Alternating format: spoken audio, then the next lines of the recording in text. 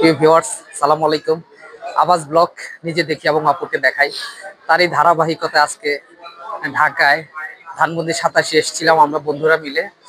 তো এই হোটেলটার নাম হলো, আগে জয়িতা ছিল, এখন এটা বাহারি খাবার নামে পরিচিত। তো চলুন দেখা যাক হোটেলের, একটু ঘুরে দেখাই আপনাদের সাথে। এখানে কিন্তু আমরা বন্ধুরা মিলে আসছিলাম। আমি যদিও এখানে আজকে প্রথম। আমাদের বন্ধু লেলিন, ও কিন্তু পায়ের চিকিৎসার জন্য ঢাকায় এসেছিল, লুঙ্গি পরে এসছে। আমি একটু ওকে দেখানোর চেষ্টা করছি। বন্ধু বন্ধু তোমার কেমন লাগছে বলো বন্ধু। ভালো লাগতেছে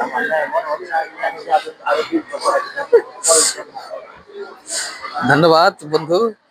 এই যে বন্ধু পনির, বন্ধু মামুন রয়েছে। আসলে এটা একটা ফাস্ট ফুড টাইপের আউটলেট। আপনারা যদি লক্ষ্য করেন, এখানে অনেক দৃষ্টিনন্দন ভাবে সাজানো হয়েছে।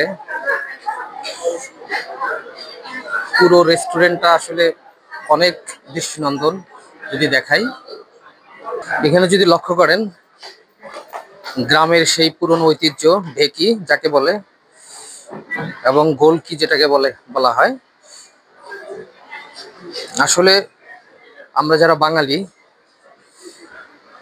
এই বিষয়গুলা থেকে আসলে আমরা আলাদা হতে পারি না কখনো। এখানে এগুলি আমাদের পুরনো বৈচিত্র্য, প্রাচীন ঐতিহ্য। এখানে যদি লক্ষ্য করেন,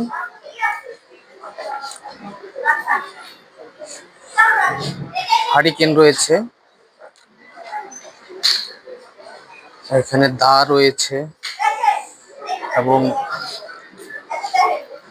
দেখতে পাচ্ছেন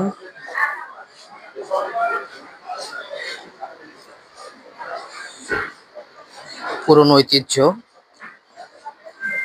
কামারের যে সরঞ্জামাদি,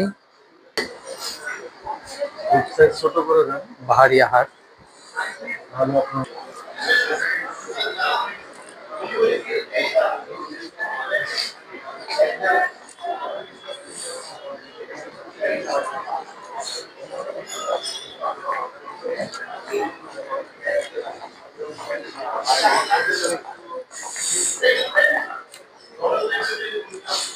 এখানে মাটির কিছু জিনিসপত্র রাখা আছে।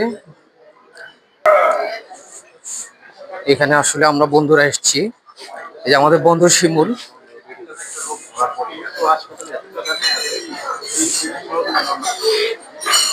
এখানে বিপুল রয়েছে, আমরা সবাই আছি। ধন্যবাদ সবাইকে। আবার দেখা হবে অন্য কোনো সময়, অন্য কোনো ভিডিওতে। হ্যালো ভিউয়ার্স, আমরা কিন্তু এখানে কফি খেয়েছি, তারপর চিকেন ফ্রাই খেয়েছি, এবং হালিম খেয়েছি। এবং এখানে এখন আমরা কেক খাবো। এখানে কেক খাবো, মনে হচ্ছে কেক গুলা ভালোই লাগবে দেখে মনে হচ্ছে। ধন্যবাদ শিমুলকে কেক খাওয়ানোর জন্য।